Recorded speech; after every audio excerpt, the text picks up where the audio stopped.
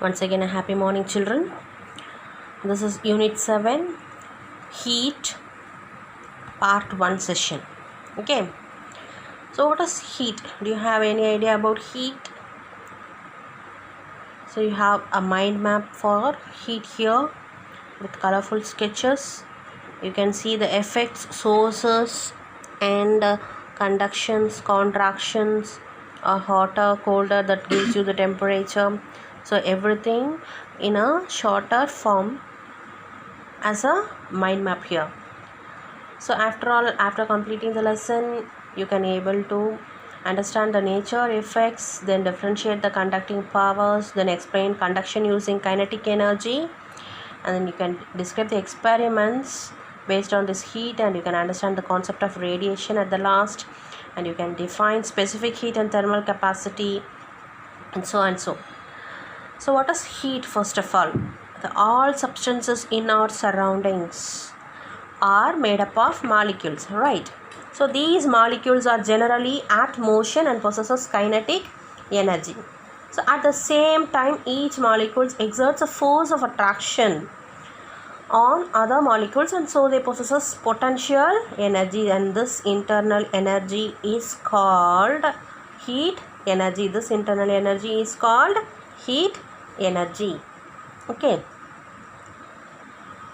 So this energy is more in hot substances and less in cold substances, and flows from hot substances to cold substances, and you can see the transfer of heat which takes place, and you will also study about the effect of heat and heat capacity, change of state, and latent heat. So what are the effects of heat? So basically the effect of heat is when a substance is heated, the following things will happen. That is, when it will expand, or a change in state will occur, or change in temperature, chemical changes will occur, isn't it? So expansion in the sense, when heat is added to a substance, molecules gain energy, vibrate, and force other molecules apart. As a result, expansion takes place, and the example is a railway track expands during the summer season. Okay, so gap in the railway track will be seen during the summer season. So that is due to the continuous heating process of the sun rays when hit the railway track continuously. The railway track, there will be a gap in the railway track. So this is an example for the expansion.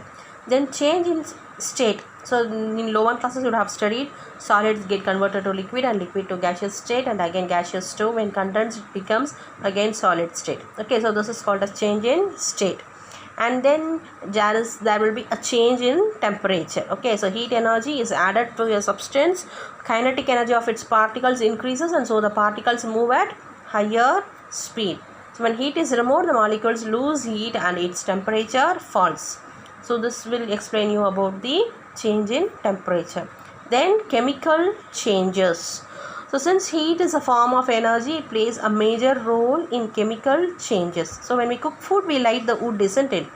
And it will catch fire, and food particles become soft because of the heat energy. So there are all chemical changes taking place due to heat. So how does this transfer of heat occurs? So transfer of heat occurs from cold and hot surroundings. Cold and hot surroundings. So heat does not stay where we put in.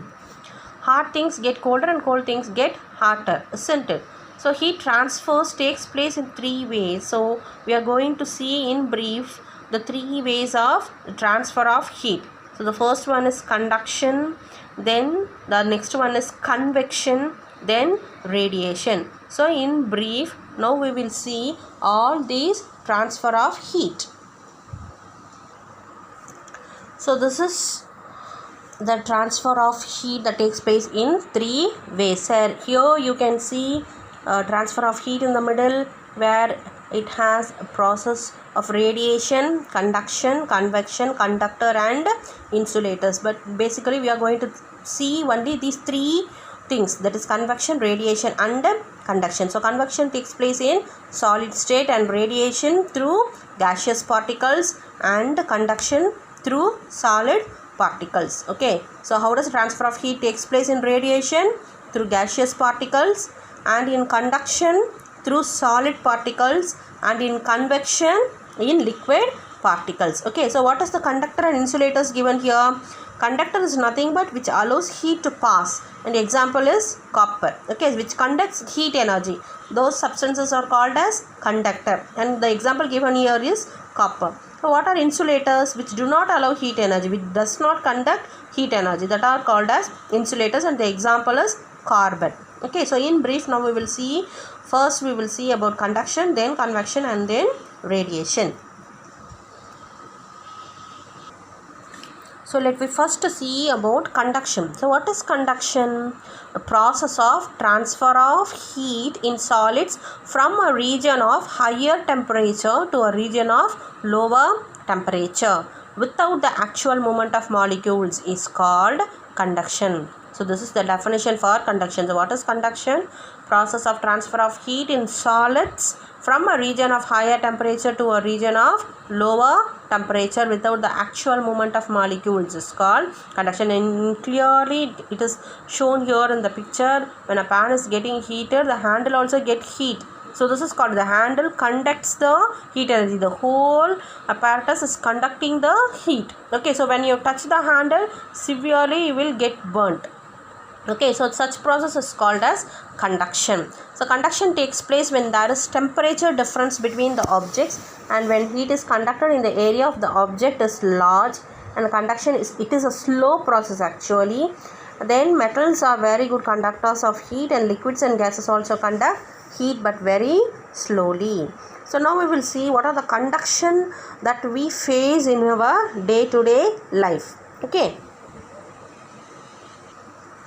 So what are the conditions, what are the conductions that we face in our day-to-day life? Metals are good conductors of heat, and so aluminum is used for making utensils to cook food quickly. Okay, so that is why in kitchen you can go and refer, you can ask your mother what are the vessels are made up of. So mostly we use aluminum vessels because it is a very good conductor of heat, and so that it can be cooked easily. All the food items can be cooked easily. Okay, then mercury is used in thermometers because it is a good conductor of heat. So in thermometers, which readily shows the body temperature, it responds very quickly. Okay, so mercury is used in thermometers because it is a very good conductor of heat.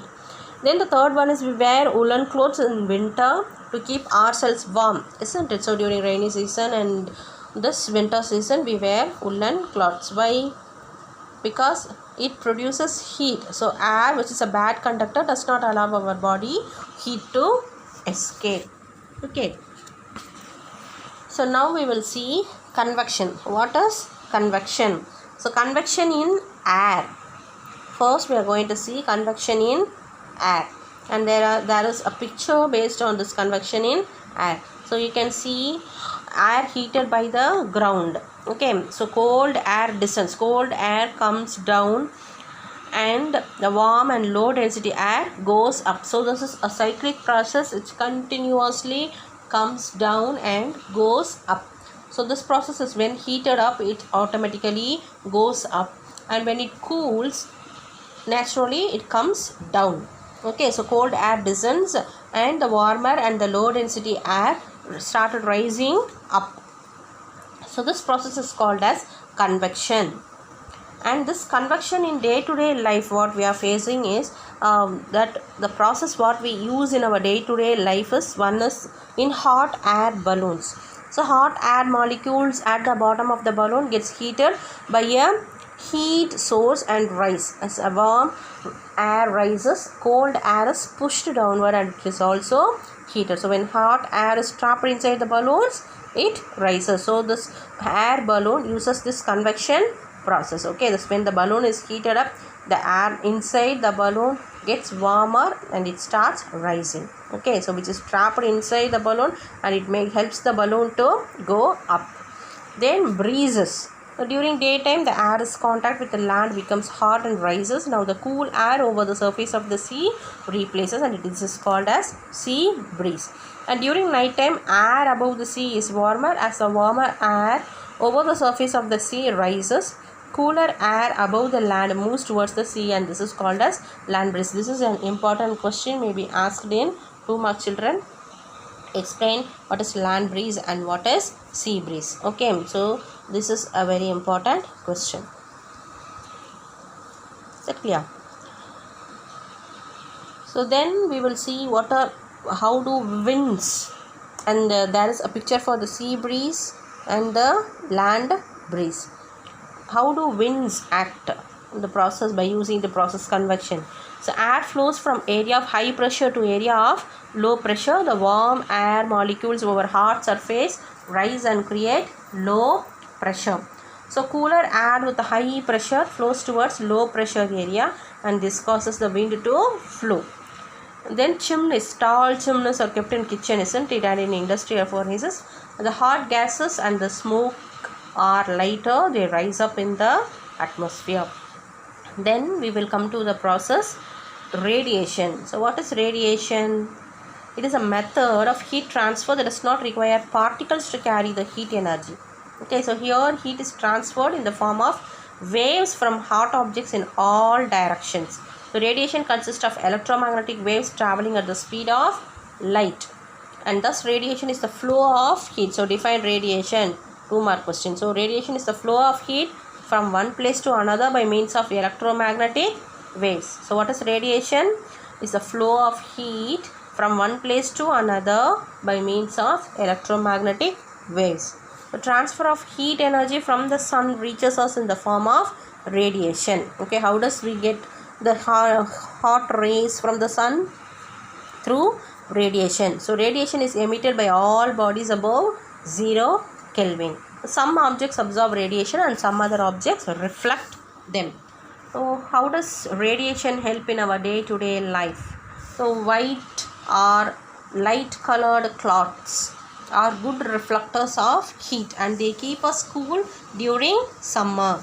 A base of cooking utensils is blackened because black surface absorbs more heat from the surrounding. Okay, black always absorb more heat, so that is why during sunny season we are not supposed to use black umbrellas or wear black clothes, because it absorbs heat. Okay, already it was very heat, it will be very heat, and when we wear black clothes or when we carry during the daytime a black umbrella, it will be very hot because it absorbs heat energy in more quantity. Then surface of airplane is highly polished because it helps to reflect most of the heat radiation from the sun. Okay, so that is why airplane surface is very polished, highly polished, because it helps to reflect most of the heat radiation from the sun. Is that clear? Now we will see some pictures for the radiation. This is another picture for the conduction of heat. So here you can see the blue dot slowly gets heated up and its color getting changed to red. So by this you can see how does the heat is getting conducted, okay, by the molecules. Okay, this is another picture for convection. So convection, conduction and radiation, so all in one picture. So conduction is the material, that is the utensil is getting heated up slowly, so that is conduction. And you can see the air bubbles inside the utensil, air molecules moving slowly from downwards to upwards, so that is called as convection. And heat is emitted out, you can feel the heat around the utensil, so that part is called as radiation. Okay, so all the three process in one picture. So now we will enter into the topic concept of temperature. So far we have studied about heat, what is heat and how does the heat get transferred. Okay, so the process of conduction, convection and radiation. So these are all you have studied in lower class in 6th standard itself. So now we will come into a better topic, concept of temperature. So what is temperature? 2 mark question. What is temperature? Temperature is the degree of hotness or coolness of a body. So hotter body, higher is its temperature. What is temperature? It is nothing but degree of measuring the degree of hotness or coolness of a body. Okay, so now we will see what are the units that is given for the temperature. So unit of temperature. The topics whatever we are seeing are all important questions. Please listen carefully. So what is unit of temperature? The SI unit of temperature is Kelvin. So what is the unit of temperature? SI unit of temperature is Kelvin, denoted by K. For day-to-day applications, Celsius is used. For daily usage, the temperature what is measured by Celsius. Okay, so temperature is measured with a thermometer. Is that clear? So what is the SI unit of temperature? It is Kelvin, and for day-to-day applications, temperature is measured using Celsius, measured with the help of thermometer. So what is a temperature scales? What are the scales commonly we use to measure temperature? So we use 3 scales. What are the scales we use? We use 3 scales. So first one is Fahrenheit scale, then Celsius or centigrade scale, Kelvin or absolute scale. So what are the 3 scales of temperature? Fahrenheit scale, Celsius or centigrade scale, Kelvin or absolute scale. So in brief, we will see what is Fahrenheit scale. So Fahrenheit scale, 32 degree Fahrenheit and 212 Fahrenheit. That is its lower point and the higher point, or the freezing point and boiling point respectively. So freezing point of the Fahrenheit scale is 32 degree Fahrenheit and the boiling point is 212 degree Fahrenheit. So interval has been divided into 180 parts. So how do you calculate this 180 parts? Equal intervals, 212 minus 32.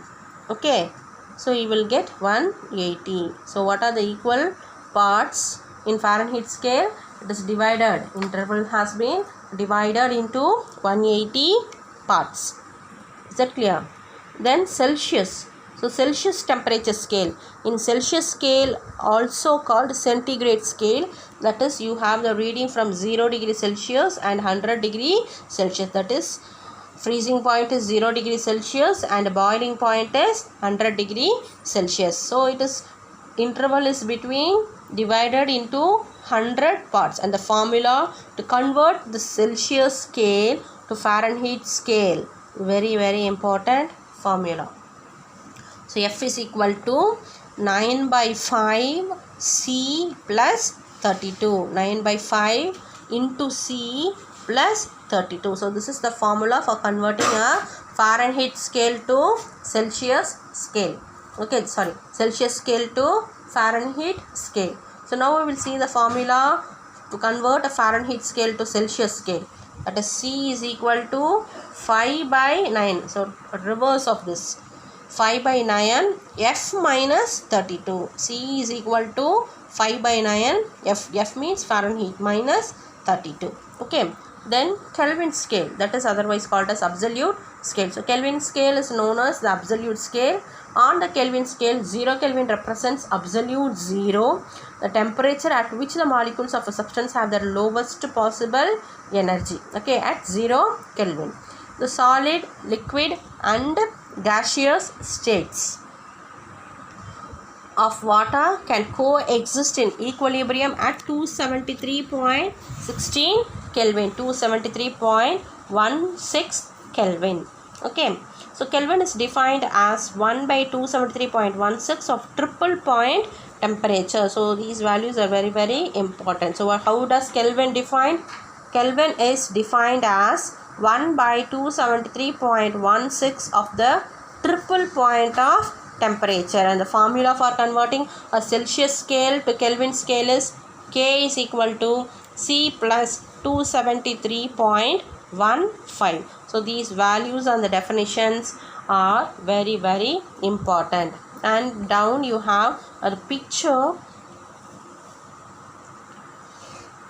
for all the temperature scales, that is Fahrenheit, Celsius and Kelvin. So you can see the lower, that is the freezing point and the boiling point of each scales.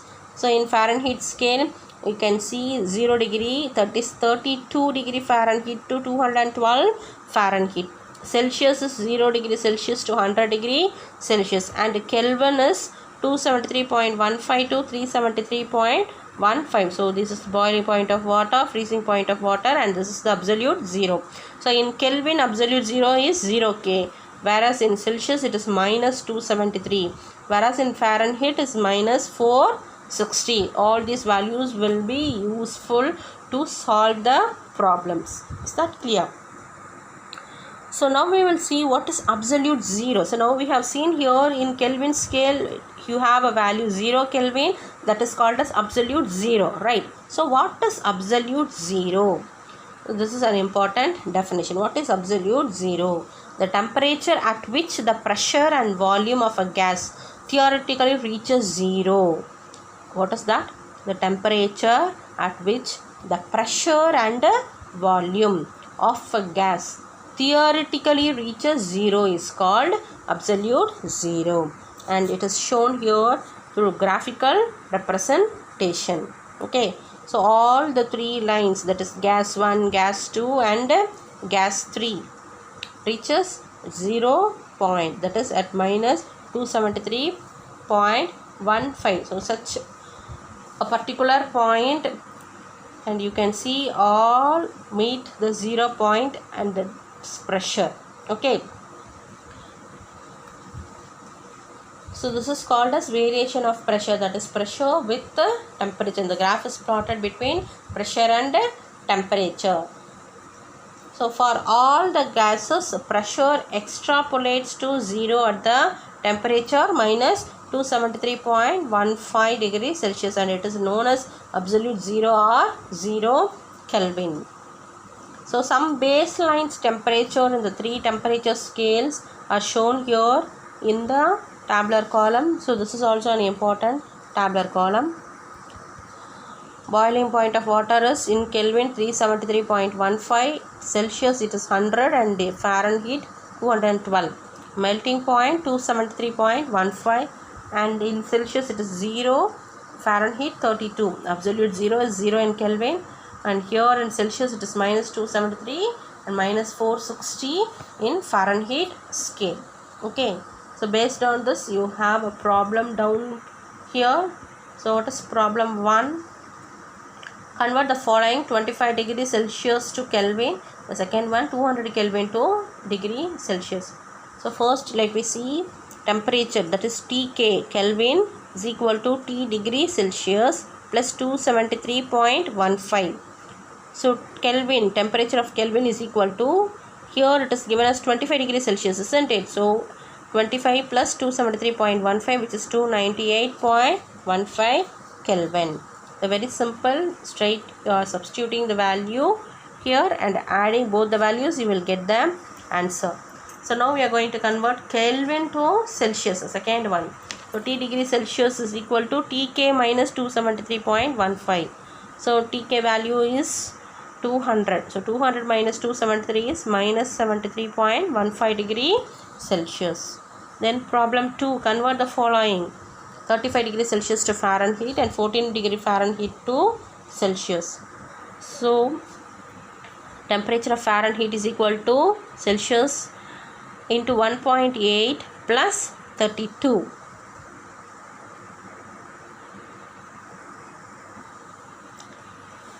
So here instead of temperature, that is Celsius scale, you have to substitute this 35 here. It is a printing mistake. Instead of 35 they have given it as 25. So your answer will get changed here. Okay, so problems we will have a separate session. And see the second one, T temperature, that is 14 degrees Fahrenheit to Celsius, isn't it? So Tc is equal to Tf minus 32 divided by 1.8.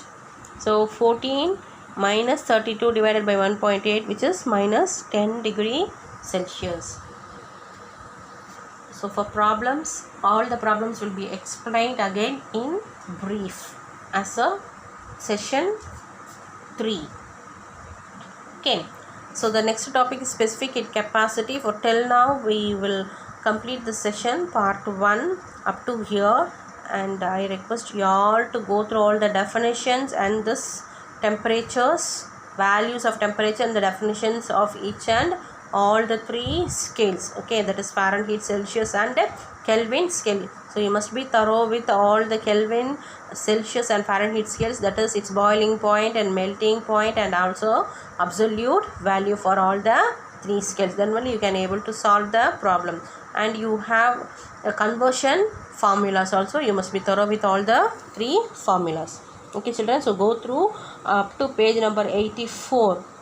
Okay, so please be thorough with all the important questions and the important points whatever we have dealt today. Have a good day children. Thank you.